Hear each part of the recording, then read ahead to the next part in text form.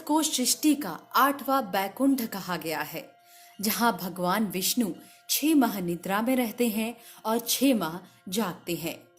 पुराणों के अनुसार आने वाले समय में वर्तमान बद्रीनाथ धाम और केदारेश्वर धाम लुप्त हो जाएंगे और भविष्य में भविष्य बद्री तीर्थ का उद्गम होगा। भौगोलिक दृष्टि से बद्रीनाथ गढ़वाल क्षेत्र में समुद्र तल से 10,271 फीट की ऊंचाई पर है।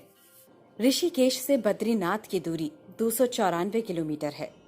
बद्रीनाथ जाने के लिए ऋषिकेश से रोज सुबह बसें मिलती हैं, साथ ही कई अन्य टैक्सियां भी चलती हैं। चारों ओर जहां आसमान छूती हिमालय की सफेद पर्वत श्रृंखलाएं हैं, जहां जमीन पर बहती अलकनंदा है, जहां बर्फीली हवाएं अपने शोर से शंख बजाती हैं, जहां प्रकृति का ईश्वर से साक्षात मिलन दिखाई देता है, वहां निवास करता है भगवान विष्णु का बद्री नारायण रूप, जिसे कहते हैं पावन बद्रीनाथ धाम। बद्रीनाथ धाम उत्तराखंड के चमोली में है। बद्रीनाथ आते ही सबसे पहली नजर पड़ती है अलकनंदा के तेज प्रवाह पर, मानो जैसे नदी की हर धारा भगवान विष्णु के पैर छूकर निर्मल हो रही है।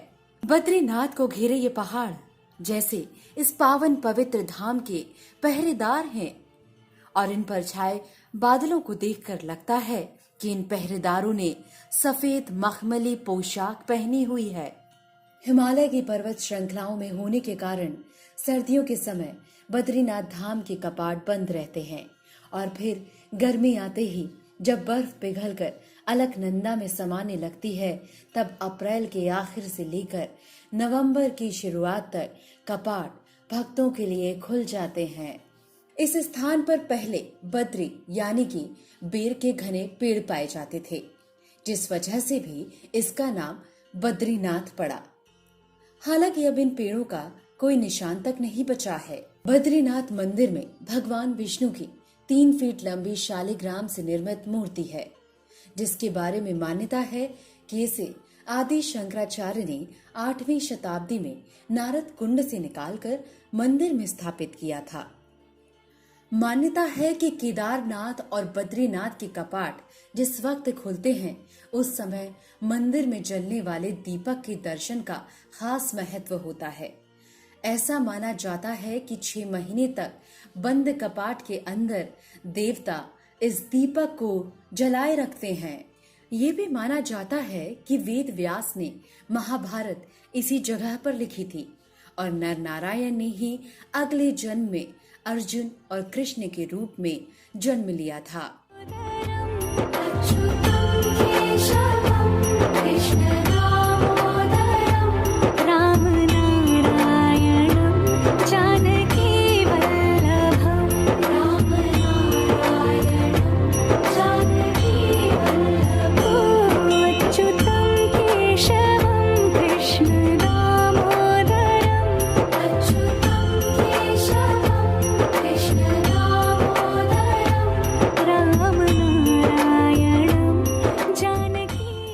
बद्री नारायण की इस मूर्ति में भगवान के 4 हाथ हैं।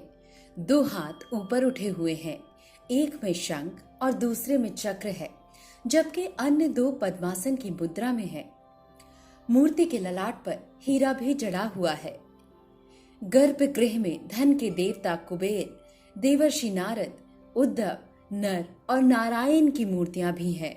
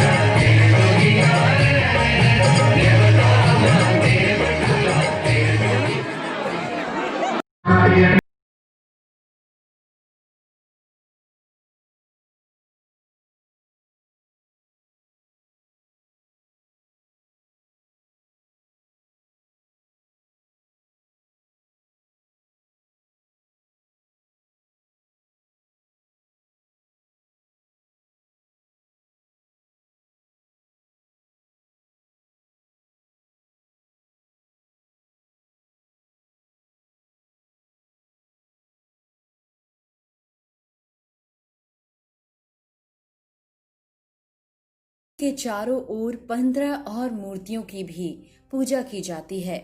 इनमें लक्ष्मी, गरुण और दुर्गा के 9 रूप विराजमान हैं।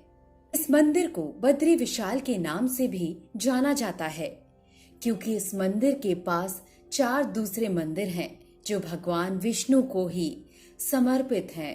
ये मंदिर हैं योग ध्यान बद्री, भविष्य बद्री, वृद्ध बद्री और आदि बद्री, जिन्हें जोड़कर पूरे समूह को पंच बद्री के रूप में जाना जाता है। बद्रीनाथ नाम की उत्पत्ति पर एक कथा भी प्रचलित है।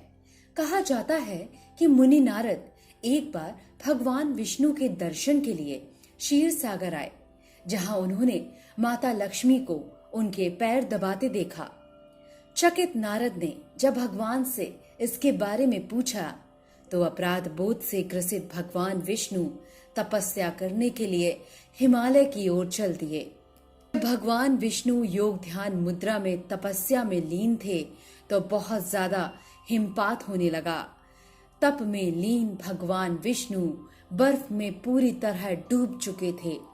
उनकी इस दशा को देखकर माता लक्ष्मी का हृदय पिघल गया और उन्होंने स्वयं भगवान विष्णु के पास खड़े होकर एक बद्री के वृक्ष का रूप ले लिया और समस्त हिम को अपने ऊपर सहने लगी।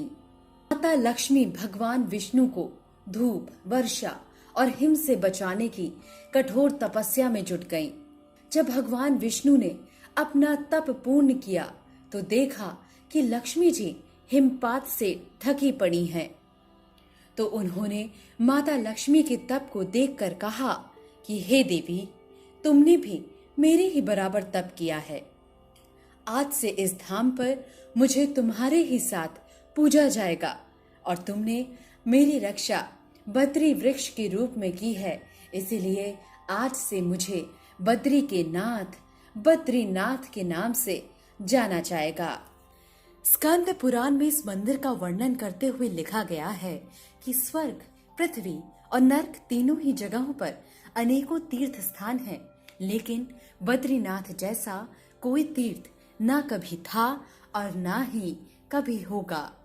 विष्णु पुराण में क्षेत्र से संबंधित एक अन्य कथा है, जिसके अनुसार धर्म के 2 पुत्र हुए, नर और नारायण, जिन्होंने धर्म के विस्तार के लिए कई सालों तक इस स्थान पर तपस्या की थी। अपना आश्रम स्थापित करने के लिए हर एक आदर्श स्थान की तलाश में वृद्ध बद्री, योग बद्री, ध्यान बद्री और भविष्य बद्री इन 4 स्थानों में घूमे। आखिरकार उन्हें अलकनंदा नदी के पीछे एक गर्म और एक ठंडे पानी का स्रोत मिला, जिसके पास के क्षेत्र को उन्होंने बद्री विशाल नाम दिया। बद्रीनाथ से 9 किलोमीटर की दूरी पर है वसुधारा झरना, जहां अष्ट वसुओं ने तपस्या की थी। मान्यता है कि इस झरने की बूंदें पापी व्यक्तियों के ऊपर नहीं गिरती हैं। यही सतोपंथ स्वर्गारोहिणी है। कहा जाता है कि यहीं से राजा युधिष्ठिर ने अपने स्वर्ग के लिए प्रस्थान किया था। मैंने यहाँ पूरा एक दिन गुजारा, चाहे दिन हो या रात। मैंने महसूस किया है नदी के शोर में और हवाओं के जोर में यहाँ 24 घंटे ईश्वर की भक्ति को।